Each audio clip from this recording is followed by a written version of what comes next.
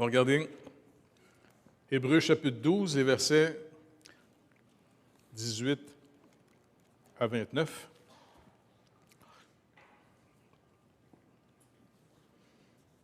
On va lire ensemble.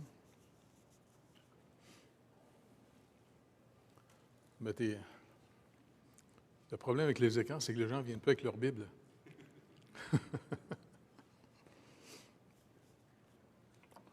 Verset 18 du chapitre 12. Vous ne vous êtes pas approchés d'une montagne qu'on ne pouvait toucher et qui était embrasée par le feu, ni la nuée, ni des ténèbres, ni de la tempête, ni du retentissement de la trompette, ni du bruit des paroles, tels que ceux qui l'entendirent demandèrent qu'il ne leur fût adressé aucune de plus, car ils ne supportaient pas cette déclaration.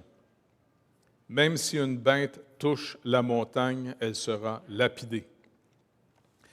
Et ce spectacle était si terrible que Moïse dit, « Je suis épouvanté et tout tremblant. Mais vous vous êtes approchés de la montagne de Sion, de la cité du Dieu vivant, de la Jérusalem céleste, des myriades qui forment le cœur des anges, de l'assemblée des premiers-nés inscrits dans les cieux, du juge qui est le Dieu de tous et des esprits des justes parvenus à la perfection, de Jésus qui est le médiateur de la nouvelle alliance et du sang de l'aspersion qui parle mieux que celui d'Abel.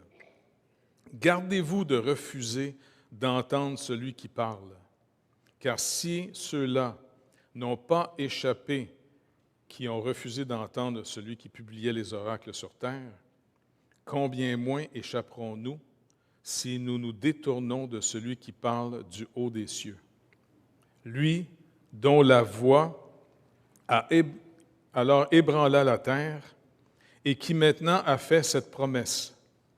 Une fois encore, j'ébranlerai non seulement la terre, mais aussi le ciel. Ces mots, une fois encore, indiquent le changement des choses ébranlées comme étant faites pour un temps, afin que les choses inébranlables subsistent. C'est pourquoi, recevant un royaume inébranlable, montrons notre reconnaissance en rendant à Dieu un culte qui lui soit agréable, avec piété et avec crainte, car notre Dieu est aussi un feu dévorant.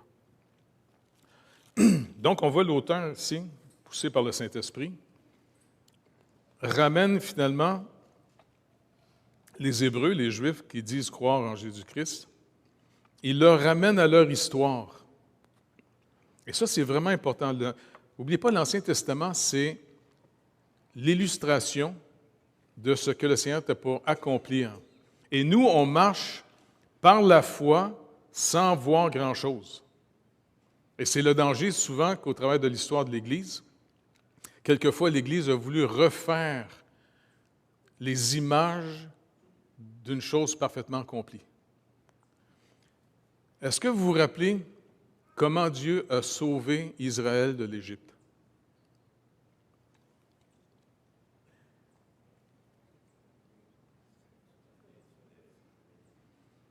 Par pure grâce, basée sur une parole qu'il avait donnée 400 ans plus tôt à Abraham. Donc, ils n'ont pas été sauvés parce qu'ils priaient et qu'ils pratiquaient une religion et puis que finalement Dieu dit « OK, ça vaut la peine que je les sauve ». C'est vraiment important qu'on regarde, basé sur une parole que Dieu a donnée à Abraham, qui était pour délivrer son peuple dans 400 ans, quand le péché finalement des peuples à Canaan va arriver à son comble. Et puis, la manière qu'ils ont été sauvés, qui est une super belle illustration, ils ont été sauvés par la foi. Parce que Moïse a dit, vous allez prendre un agneau, vous allez le tuer, vous allez prendre son sang et vous allez mettre le sang sur la porte à l'extérieur.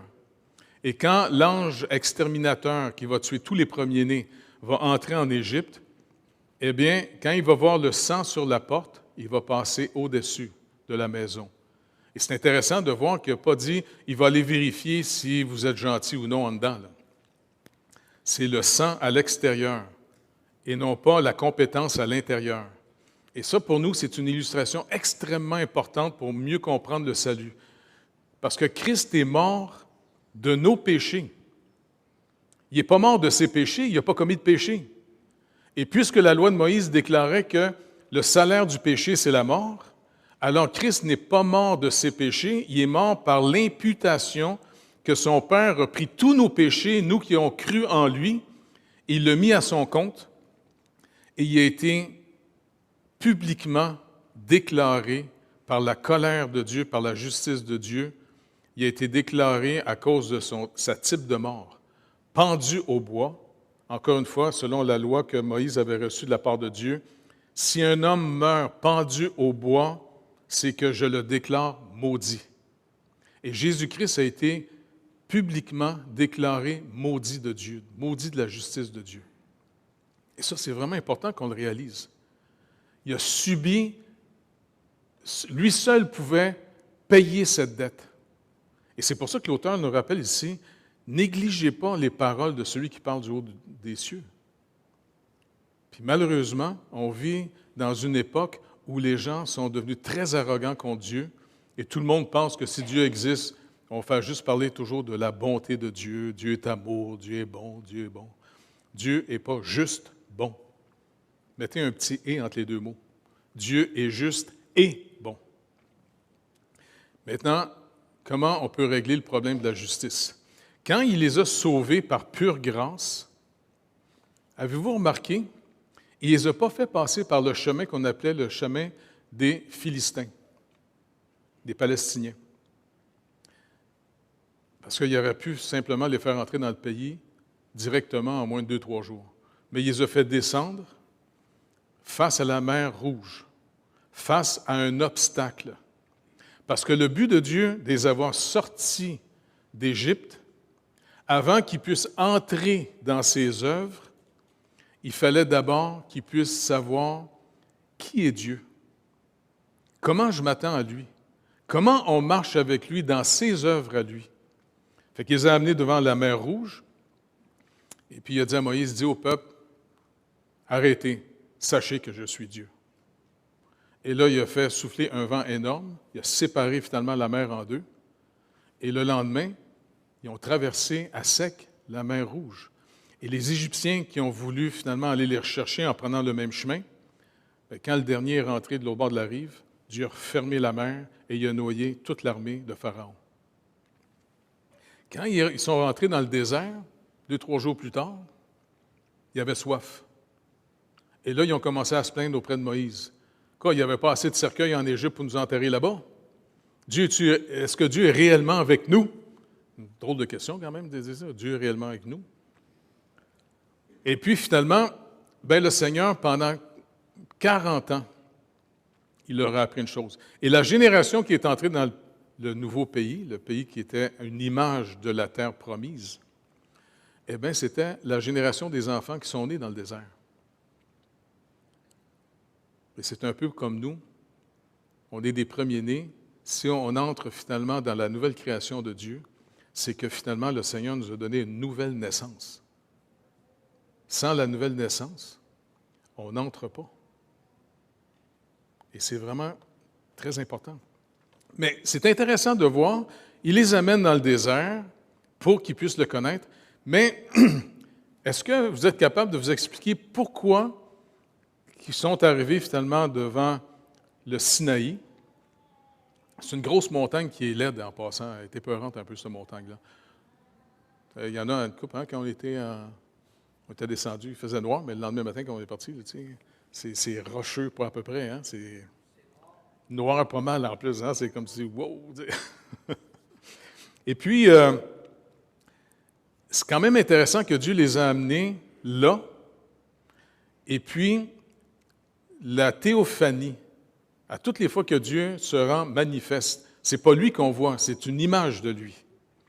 Eh bien, finalement, tout le monde a été terrifié de voir cette théophanie sur le Sinaï. au point qu'il ne voulait même plus entendre les paroles, tellement qu'il était terrifié. Puis même un homme qui aimait Dieu, Moïse dit, il était terrifié de voir ce qu'il a vu. Maintenant, d'après vous, quelle est l'image que Dieu a donnée au Sinaï de lui? Pardon? OK, sa sainteté. Mais plus proche que ça encore, plus précis.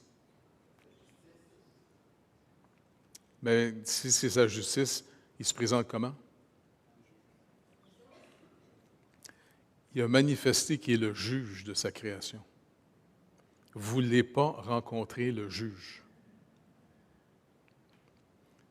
Et c'est pour ça que l'auteur nous rappelle, Dieu avait donné sa loi, pas pour être un programme comment être sauvé par mérite. Il a donné sa loi, Paul nous rappelle, entre autres, pour freiner le mal. Mais deuxièmement, en donnant sa loi, surtout le résumé des 10 commandements, c'était pour montrer finalement, honnêtement, personne n'atteint le but. Juste par le premier commandement. Tu aimeras le Seigneur, ton Dieu, de tout ton cœur, de toute ton âme, de toute ta force. D'aimer Dieu au-delà de notre propre vie. Le seul qui a rendu manifeste cet amour pour son Père en humain, c'est Jésus-Christ. Et Paul nous rappelle qu'il a été obéissant jusqu'à la mort. Il a été obéissant jusqu'à être déclaré par son Père maudit publiquement à cause de nos péchés, pour payer notre dette. Et le Seigneur l'a ressuscité le 3e jour pour manifester que Jésus-Christ a vraiment ouvert le chemin. Il est le seul chemin. Et maintenant, Dieu se présente comme un juge. C'est pour ça que quand les apôtres ont reçu de la part du Seigneur leur mission d'aller partout sur la planète, faire de toutes les nations des disciples, il dit finalement, Dieu va accorder la repentance et la foi. Mais la repentance vient de ce qu'on est conscient. Est-ce que quelqu'un ici pense qu'il mérite d'être sauvé? Si vous pensez que oui, on va prier pour vous d'autres tout à l'heure. Là. Personne ne mérite d'être sauvé. Et plus on marche dans la lumière, plus on se réjouit de ce que Jean dit, le sang de Christ nous purifie de tout péché. Parce que plus vous êtes dans la lumière, bien, plus c'est évident à quel point que sans Jésus-Christ, on serait tous perdus. Et c'est une pure grâce qui nous a sauvés. Et c'est par la foi. La foi se manifeste simplement par l'obéissance de ce qu'il demande.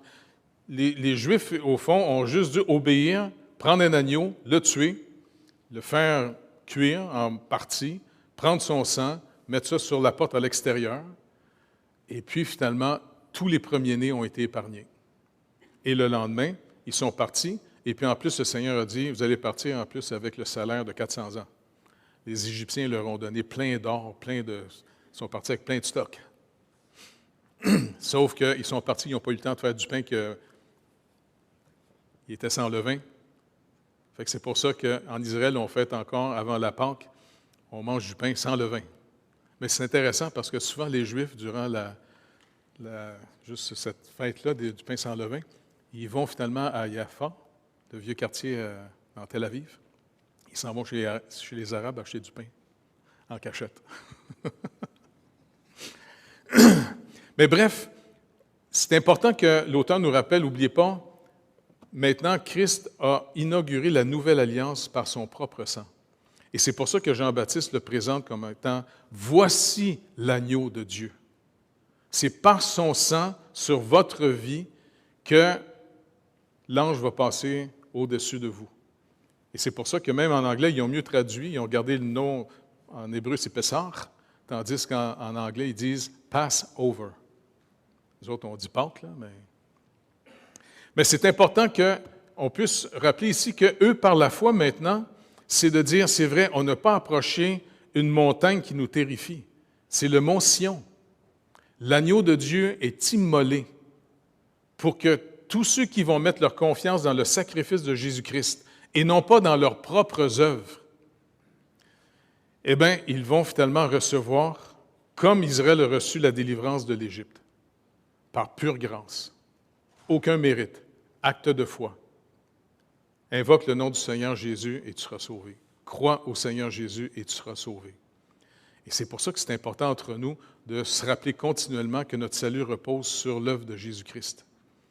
Et puis, après ça, de voir comment on rayonne ce message. T'sais? Maintenant,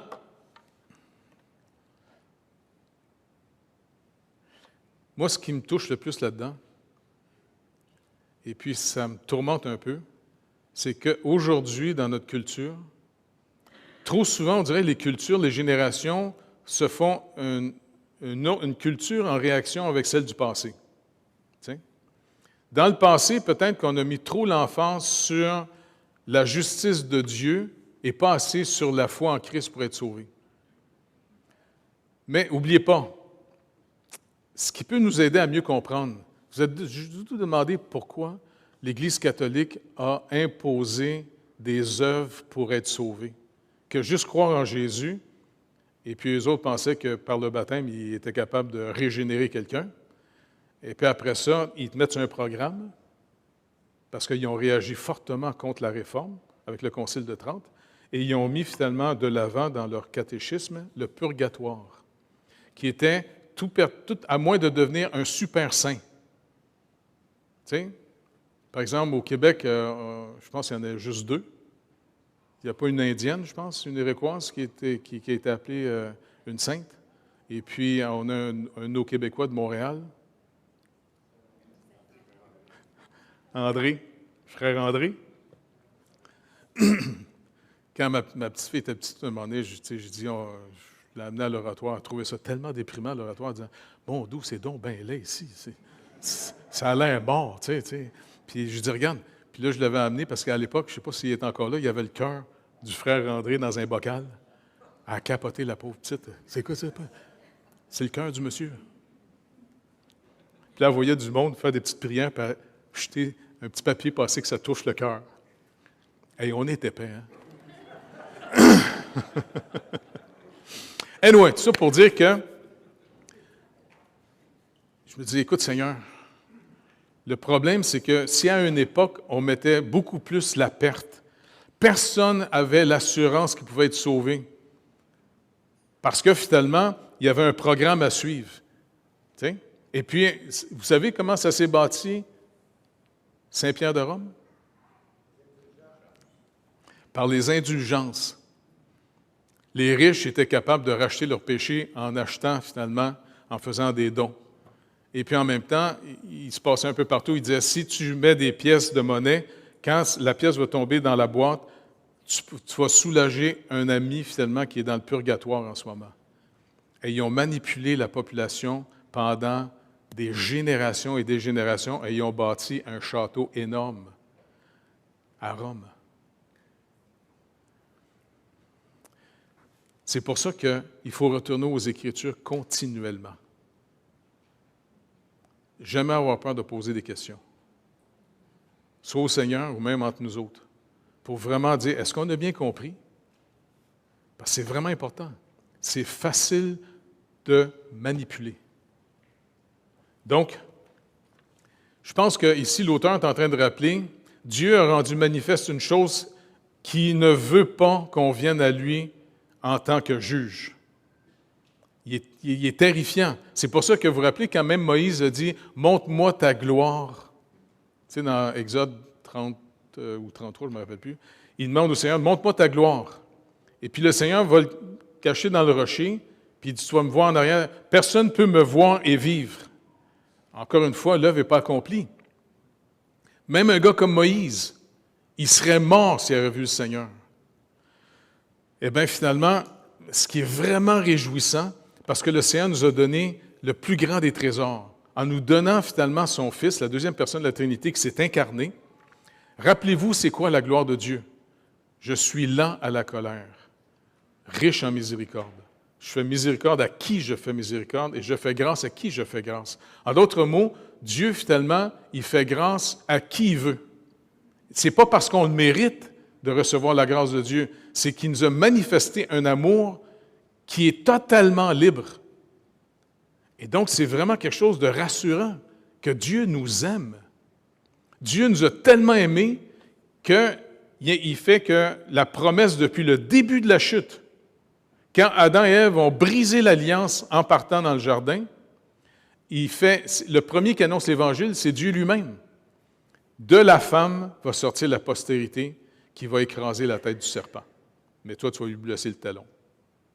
Et puis finalement, c'est quand même fascinant de voir comment Dieu, je ne sais pas, il nous aime. Il nous aime vraiment. Et n'ayez pas peur quand vous avez des doutes, que vous avez des temps difficiles, de lui demander qu'il vous renouvelle dans son amour, qu'il vous rappelle à quel point il vous aime. C'est rassurant. Puis ça produit en nous une attitude de reconnaissance, une attitude de grâce, une espérance qui dépasse même tous nos problèmes. C'est vraiment rassurant. Parce qu'oubliez pas, on s'en va tous vers la fin. Puis bon, il n'y a pas grand monde qui sont pratiqués ici à mourir. Hein? Je ne sais pas comment ça se passe, mourir. Hein? Pas vrai? Êtes-vous prête? C'est un petit peu stressant, cette affaire-là. Hein? Juste s'en aller des fois en avion, c'est fatigant. Mais là, au moins, c'est pas pire. On n'a pas de valise à amener, pas de passeport. Le seul vrai passeport, c'est Jésus. Fait que ça, c'est rassurant. Il va tout fournir le stock. Puis on a beaucoup de nos frères et sœurs qui sont rendus là en ce moment. Hein? Puis on est avant d'y aller. Si vous y allez avant, n'oubliez pas de dire au Seigneur, rappelez les besoins. Amenez la liste d'épicerie. Bref, il leur rappelle et dit, nous maintenant, Dieu nous appelle non pas au Sinaï, mais sur le mont Sion. Il nous appelle finalement en disant, il a pris la dette. Christ est mort de nos péchés et à notre compte, à tous ceux qui vont mettre leur confiance en lui, comme Paul le rappelle aux Corinthiens dans 2 Corinthiens 5, 21, si Christ est mort de nos transgressions, de nos péchés, par imputation, pas par infusion, il ne les a pas commis. Ça a été mis à son compte et il est mort de nos péchés. Paul nous rappelle, nous, maintenant, en Jésus-Christ, nés de nouveau, il a mis la justice de Dieu à notre compte. Vous êtes aussi justes que Dieu pour Dieu. Pas fascinant, ça, un peu? Ce n'est pas quelque chose qu'on a fait par nous-mêmes qui est par infusion, c'est par imputation. Et c'est pour ça qu'après ça, le Seigneur nous appelle à marcher avec lui, afin de pouvoir développer et explorer cette nouvelle sorte de vie qu'il nous a donnée. Dans un monde qui continue à s'opposer à lui, de se moquer de lui, mais le seul moyen que la sanctification, comme il l'a dit juste un peu plus tôt dans le même chapitre 12, le seul moyen que la parole de Dieu puisse être absorbée, qui produit une sainteté véritable en nous, c'est d'abord en marchant avec lui selon ses commandements. Dans le sens que, comme Jean a dit, aimez pas juste en parole. Si tu vois quelqu'un, un frère là, qui a des problèmes, puis tu as les moyens de l'aider, aide-le. Le Seigneur nous regarde comment on fait. C'est pour ça que je continue à nous encourager, puis je remercie énormément la générosité de la majorité des gens de l'Assemblée, de continuer à donner à l'Assemblée, de continuer à donner pour nourrir plus de 600 enfants en Haïti, de pouvoir nourrir et aider des veuves et des orphelins en Afrique en ce moment, et même aussi de participer. À chaque mois, on donne de l'argent au portail pour travailler avec eux, pour soulager des familles ici dans la région qui sont en train finalement de souffrir la faim. Et ça, pour Dieu, c'est précieux. Parce que c'est une manière de manifester l'amour dont on a nous-mêmes reçu. Le Seigneur s'est occupé de nous autres d'une manière incroyable. Et la réponse, eh bien, c'est, comme Jean dit, faites pas juste aimer en parole. Tu sais, l'amour de Dieu, là, il est concret. Et l'amour que l'Église devrait se manifester les uns aux autres, bien, c'est un amour réel, concret. Comment on va s'aider les uns les autres? Comment on va finalement se supporter? Comment on va prier les uns pour les autres? Comment on va s'aider? Comment on le fait? Il y a des fois des gens qui ont des problèmes financiers ou sont malades. Bien, comme Pasteur Sylvain, coach finalement, il y a des gens qui, des fois, sont plus capables de se faire de la nourriture. Eh bien, on a commencé à faire de la nourriture pour les gens qui manquent de nourriture. Puis hein? Et puis en passant, le dîner, si vous n'avez pas d'argent, c'est pas grave, venez dîner pareil. Là. C'est pour faire de la communion fraternelle. C'est pour ne pas avoir peur les uns des autres. Moins on se voit, plus on a peur les uns des autres. Plus on se voit, plus on s'aime. On se dit, ben, il n'est pas si pire. Il était laid, mais finalement, il est gentil pareil. Et puis, c'est la même chose aussi, tu sais, de voyager ensemble. Tu sais, parce que les pasteurs ne comprenaient pas à l'époque comment ça se fait qu'il me disait aux autres, non, si tu invites Jeff, là, il vient toujours avec une gang, lui. Tu sais, puis, ben, moi, je me rappelle, il y avait un pasteur, je ne sais pas où, parce que je ne veux pas que son nom soit sorte, là. À un moment donné, on arrive une gang, tu sais, pour aller aider son église, puis il regarde tous mes chums qui étaient là, tu sais. Il dit, hey, les petits, ils les appellent les petits. Un peu comme les curés, tu sais, j'entendais qu'ils disaient, mes enfants. Moi, je regardais mon père, je disais, c'est ton père, ça? Il disait, hey, les petits, allez vous acheter de la crème glacée. Puis là, je me rappelle, Nick me regarde en disant, il est donc bien épais, ce gars-là. Moi, c'est pour ça que je m'en viens l'aider. Mais, parce que finalement, en voyageant ensemble, ben, c'est comme ça qu'on développe la communion fraternelle. C'est comme ça qu'on se connaît pour vrai, puis qu'on s'aide les uns les autres. Pas vrai? On a vécu plein de choses dans plein de voyages, que ce soit en Afrique ou en Haïti. Hein, c'est quand même, quand on se promène, même en moto, on s'en va dans la brousse, puis ça, là. Tous les petits-enfants s'en vont tous sur Madame ici. Ils courent vers elle. Ils t'aiment toutes, hein? Puis quand on était dans une hutte, là, tu sais, et puis que le monsieur nous a expliqué, écoutez, je me lève vite le matin, parce que le matin, le problème, c'est que les serpents viennent faire un tour. Fait que je les empêche de rentrer. Puis qu'il y avait une dame qui flippait contre les serpents, tu te rappelles? Elle avait tellement peur, la pauvre. Mais c'est pas pire. Le père, il se lève le matin de bonne heure, puis dès qu'il voit un serpent arriver, il joue au golf. Mais on a eu à cœur de dire, hey, on va se mettre ensemble, et puis on va y faire bâtir une maison. Une vraie maison avec une vraie porte, pour que ses enfants puissent coucher en sécurité. Hein? Puis c'est bâti aujourd'hui. C'est tellement trippant. Puis même une fois, on est arrivé dans un village, on a vu une petite fille qui était en train de mourir de la malaria. Et puis le pauvre monsieur, il était tellement pauvre, il n'y avait pas d'argent, puis c'est dans la brousse un peu. Fait que finalement, on a tout sorti notre argent, on a été finalement acheter des médicaments, puis on est remonté dans le village pour que la petite fille puisse être sauvée. C'est vraiment d'être rempli de l'amour de Dieu. C'est dans le sens qu'on devient pas juste des grands gueules qui parlent. On devient finalement la manifestation de l'amour de Dieu. On est son corps, on est le corps de Christ.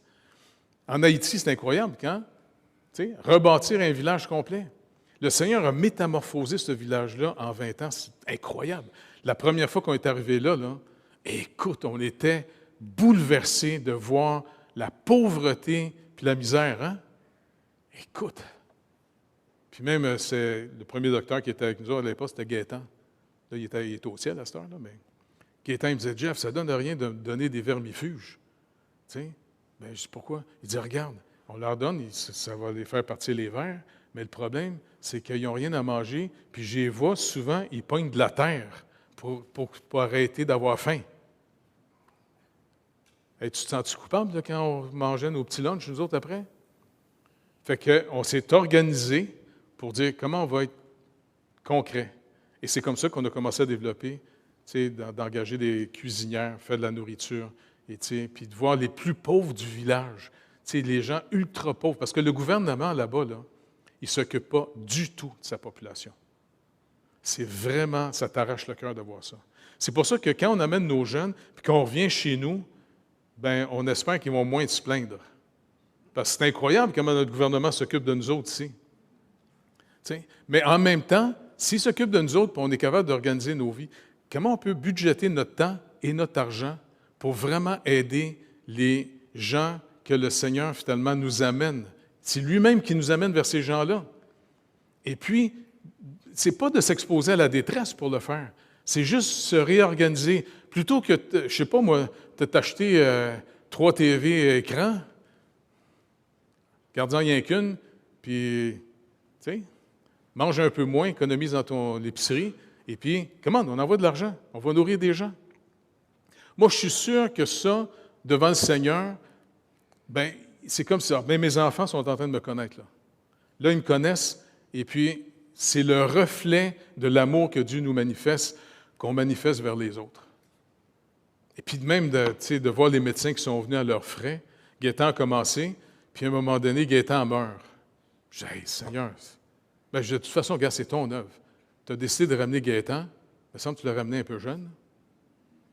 Mais, étrangement, l'année d'après, quand il fallait repartir, devinez qui c'est qui est arrivé. Exactement. Sa fille, elle avait entendu parler de nous autres, et puis lui, il voulait absolument que sa fille, vive quelque chose dans le Seigneur. Il est venu l'amener finalement pour qu'elle vienne à nous autres en Haïti, puis c'est comme ça qu'il a connecté, puis il a commencé à faire de la formation aux infirmières à l'époque, hein, puis il a commencé à venir.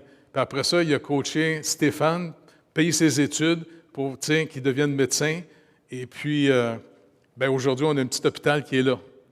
Et puis là, ils ont développé, ils vont faire bientôt des opérations sur place. Et le Seigneur continue à pourvoir. Un dentiste qui vient d'arriver, hein? Il est super bon, il paraît que le monsieur, c'est ça que le pasteur Clermont nous disait hier. Et puis, c'est tellement... Écoutez, l'œuvre de Dieu, là, c'est tellement trippant. Tu sais, c'est pas... s'il vous plaît, pensez pas que c'est notre œuvre. Il nous a invités comme un père dans son œuvre. Il amène ses petits-enfants avec lui, et puis, lui, il bâtit la maison. Et puis, quand il nous fait travailler avec lui, savez-vous qu'est-ce qu'il dit? Prends le marteau, amène-moi-le. On va chercher le marteau, on donne le marteau, c'est lui qui fait le travail. Puis quand on revient à la maison, c'est comme quand tu dis à ta mère, « Hey, maman, j'ai bâti la maison avec papa. » C'est trop trippant marcher avec Dieu. Je vous le dis, c'est fascinant. Et c'est comme ça qu'on ne s'enlise pas dans une forme de religion niaiseuse. Ou est-ce que la religion, où les gens pensent qu'ils méritent d'être sauvés, bien, ça rend des gens arrogants. Mais quand on marche dans l'œuvre du Seigneur, je sais que même il y a un pasteur un moment donné qui m'avait dit, « Hey Jeff, quand tu vas mourir, toi là, qui c'est qui va prendre ta place? » Ben, je dis, « Pourquoi tu me demandes ça? » Non, tu sais, c'est un genre un peu comme un autre qui parle à un autre pasteur. Vous deux, quand vous allez vous marier tous les deux, là, votre mouvement va s'éteindre. Ben, je dis, « Écoute bien, je dis, Gilles, c'est pas mon problème à moi, ça. Moi, je suis dans l'œuvre de Dieu. Fait que quand il va me ramener, ben, il s'arrangera avec son œuvre. Puis s'il veut la fermer, il la fermera. C'est pas mon œuvre. Tu sais? Fait que c'est fascinant. Le mont Sinaï, c'était pour nous montrer à quel point revenons à la promesse que Dieu a faite au point de départ. De la postérité de la femme, il va sortir la postérité qui va venir écraser la tête du serpent. Et puis, Paul nous rappelle, puisque maintenant, étant né de nouveau, vous êtes devenus le corps de Christ. Il dit, patientez, dans pas grand temps, le malin va être écrasé sous vos pieds. On est les pieds du Seigneur sur terre en ce moment. Et quand le Seigneur va mettre le terme final, vous allez voir, écoutez, c'est tellement riche, c'est tellement grand, l'œuvre de Dieu, que c'est même dur à imaginer. Est-ce que vous réalisez que vous êtes adoptés par Dieu? Que Jésus-Christ est notre grand frère et qu'on est devenu héritier avec Jésus-Christ de toute la création de Dieu? Hey, c'est plus que, je sais pas moi, une tondeuse, là, tu sais. Et puis, moi je trouve ça fascinant aussi parce que dans l'Épître aux Hébreux, l'auteur nous rappelle, vous savez, les anges, là, on s'en rend peut-être pas compte, mais ils veillent sur nous autres. On a des gardes du corps. Pas le fun, ça? Peut-être quand il y a des démons qui s'en viennent, peut-être l'ange lui donne une tape sur le museau. Pouh! J'ai hâte de le rencontrer, moi. C'est les anges qui nous ont protégés, tu sais. Je ne sais pas, tu sais, voir du monde avec des ailes, ça doit être bizarre un peu, là, mais on verra. Bref, on est finalement à la montagne de Sion. Et on est maintenant destiné à entrer dans la cité, non pas une cité humaine, mais dans la cité que Dieu lui-même, étant l'architecte, a bâtie. Hey, ça doit être beau, pas à peu près, quand on va rentrer là-dedans. Ça va être gigantesque. On rentre dans la nouvelle création. Et écoutez, trop beau. On continue de demander au Seigneur qu'on puisse refléter sa lumière. On n'a pas besoin d'être de la lumière. On réfléchit sa lumière, on réfléchit son amour, on réfléchit sa paix qu'il nous a accordée en Jésus-Christ. Et puis qu'ensemble, on puisse toujours découvrir quelles sont les portions que Dieu nous donne pour qu'on soit complémentaires comme un team, comme une équipe. C'est encourageant, ça. Fait que Seigneur, d'abord, écoute, on va avoir l'éternité pour te remercier de nous avoir rachetés, Seigneur Jésus, d'avoir payé notre dette et que tu as mis à ton compte tout ce qui nous séparait de Dieu. Seigneur, ce qu'on te demande aujourd'hui, en tant que gens que tu as rachetés par ton propre sang, Seigneur Jésus, est-ce que tu peux voir ce que le Saint-Esprit que tu nous as accordé, l'Esprit de la maison, l'Esprit de la communion, Saint-Esprit de Dieu, qu'on puisse marcher selon les dons et les capacités que tu nous donnes dans la volonté de notre Père, dans la volonté du Seigneur Jésus-Christ, afin que, Seigneur Dieu, le nom de Jésus, entre autres au Québec, où il est traîné dans la boue, il puisse être glorifié à nouveau. Alors, Père, s'il vous plaît, comme Jésus nous a appris à prier, sanctifie ton nom, car c'est le seul nom donné aux êtres humains pour être sauvés. Fait que, Seigneur, qu'on puisse vraiment glorifier ton nom, qu'on puisse avoir plein d'histoires racontées de toi, de ton action, de ton amour à notre égard. Et Seigneur, merci, tu l'as dit, tu ne mettras pas dehors celui qui vient à toi par Jésus-Christ. Seigneur Jésus, merci énormément d'avoir ouvert le chemin et même de dire que tu es le chemin, tu es la porte, tu as déchiré le voile, maintenant on peut rentrer devant le trône de Dieu Tout-Puissant sans être terrifié, parce qu'on vient sur la base de ta justice, Seigneur Jésus, et te payer pour nos péchés. Le Saint-Esprit nous a baptisés dans la mort de Christ afin qu'on soit maintenant en nouveauté de vie avec toi sur la base de ta justice. Merci énormément pour cette œuvre qui dépasse tout ce qu'on pourrait imaginer. Merci de bénir tout le monde dans l'Assemblée, Seigneur, de vivifier tout le monde. Et puis en même temps, Seigneur Dieu, je te remercie de m'avoir rendu malade pendant un petit bout de temps. C'est une petite grippette niaiseuse, là, mais ça m'a rappelé, Seigneur Dieu, que quand les gens sont malades, c'est pas juste physiquement que ça va pas bien. On dirait que moralement, là, ça nous rentre dedans, pas à peu près. Fait que, Seigneur, rends-nous sensibles les uns aux autres. Comment on peut vraiment manifester, Seigneur Dieu, un amour véritable les uns envers les autres? Comment on peut se soutenir les uns les autres? Comment on peut, pas juste prier les uns pour les autres, mais en même temps d'être sensible? Comment on peut s'aider? Merci, Père, de continuer à bénir tout le monde ici, dans le précieux nom de Jésus. Amen. Dieu vous bénisse tout le monde. Amen.